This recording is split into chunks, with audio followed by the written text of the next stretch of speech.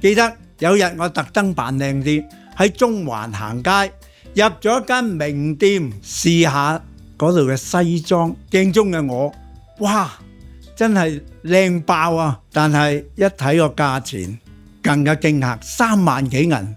我仍然保持笑容，大大方方行出店門，因為我知道價錢唔一定等於價值。又有一日入咗一間高級嘅時裝店，哇！嗰啲衫真係靚到喊啊！一位熱情嘅年青 sales 行埋我度，哇！佢一面同我揀衫試身，一面讚我身形正、皮膚靚。我試咗啲衫上身，哇！仲靚過超模啊！我哋大家有講有笑，佢仲同我影好多靚相啊！